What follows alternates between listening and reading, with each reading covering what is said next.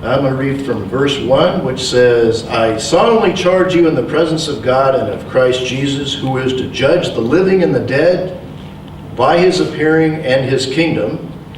Preach the word. Be ready in season and out of season. Reprove, rebuke, exhort with great patience and instruction.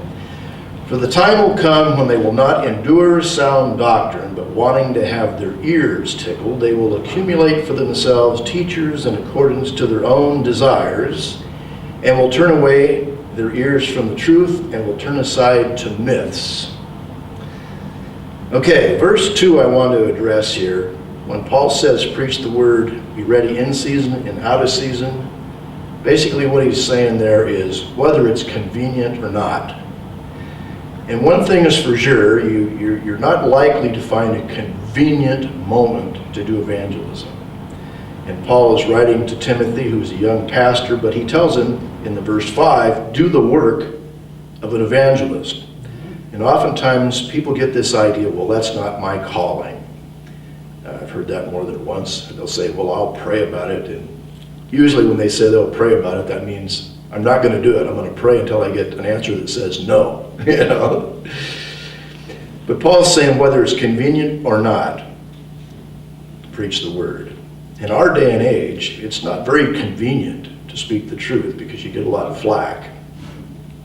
But really nothing's changed, and we're going to go back into the book of Acts, chapter 17, if you want to follow along, and we're going to see what it was like when in Paul's day. Of course, in his day, he was not only dealing with the Pharisees, the Sadducees, he was dealing with the Roman government, which had lots of problems. And we can obviously see our government has lots of problems, but that shouldn't change our stand for the gospel. Sometimes we get so caught up in political arguments that we miss the point that we're just passing through. This is not our home. So we shouldn't spend all of our energy trying to defend some government institution or some government view of things. We should be standing for what God's view of the world should be. Okay, in Acts chapter 17, Paul is at Athens. I'm going to start at, I'll go ahead and start at verse 16. Now, he had just come from a situation where he had stirred up the crowd and basically had to leave town.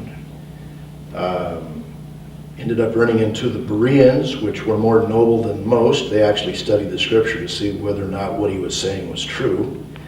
And then he ends up in Athens, in verse 16. Now, while Paul was waiting for them at Athens, his spirit was being provoked within him as he was beholding the city full of idols. Have you ever had your spirit provoked when you see evil or something that's, flies in the face of truth or the gospel? You just feel grieved. So Paul had that experience. It says he was reasoning in the synagogue with the Jews and the God-fearing Gentiles, and in the marketplace every day with those who happened to be present. And also some of the Epicureans and Stoic philosophers were conversing with him, and some were saying, what would this idle babbler wish to say? Now, we could find ourselves feeling like an idle babbler sometimes. We just wonder, are we really communicating? Does our message make sense? I mean, let's face it, the message that we have doesn't really make sense to the world. But that shouldn't change our presentation because it is truth, okay? And Jesus says it's truth that sets people free. So if you feel like a babbler, be encouraged. It's okay. Others said, he seems to be a proclaimer of strange deities because he was preaching Jesus and the resurrection. You ever felt like maybe people were thinking that about you? You're presenting something strange or something new? And they took him and they brought him to the Areopagus over Mars Hill there in Athens. And they were saying, may we know what this new teaching is which you're proclaiming? For you're bringing some strange things to our ears, and we want to know, therefore, what these things mean. And verse 21 is a really interesting one to me. Now, all the Athenians And the strangers visiting there used to spend their time in nothing other than telling or hearing something new. And if you go to a university today or a Starbucks coffee shop, quite often that's the environment you find yourself in. Peggy and I, when we lived on Bainbridge Island for a few years, quite often we would go to the coffee shops there, and I would normally wear something that had a message on it that was controversial for no other reason but to provoke conversation. And one day it was quite interesting. I forget what I was wearing, but it was something that was, either something like God's last name is not damn, or something that would provoke thought. And I had placed a tract that we had published on a bulletin board there. And we put the tract there, and then we sat down and had our coffee. Within a few minutes, this elderly couple came in. The lady saw the tract on the bulletin board, picked it up, began reading through it, and of course we were close enough to where we could hear their conversation. And then she says to her husband, "Wow, this is really interesting. This is what our daughter's into." And it was entitled "Dangers of the New Age," And so after listening to them vent about their daughter's problem, it isn't long before we end up in a conversation with them, and we actually became very close friends with this couple. Let's continue on. Paul stood in the midst of the Areopagus and said, "Men of Athens, I observe that you're very religious in all respects." Now notice he doesn't just start blasting them for their idolatry right away. He compliments them because at least they believe in some form of religion or some form of deity. And most of the time, that's what you run into, people that have some kind of belief system. But you're going to see something very interesting here. Now, keep in mind, this is the same Paul who was once called Saul, who started out persecuting the church because he was a Pharisee, and this whole Messianic Jesus thing kind of flew in the face of his tradition. And at one point, of course, he's holding the coat for the guys that are stoning Stephen to death. And then he had to have a confrontation with Jesus Christ on the road to Damascus, which struck him blind for a short time. And of course, it got his attention. And sometimes that's what God has to do to us to get our attention. He has to just, put our arm in some kind of stronghold or do something in our life that we can't run from. And Paul certainly couldn't run from that situation.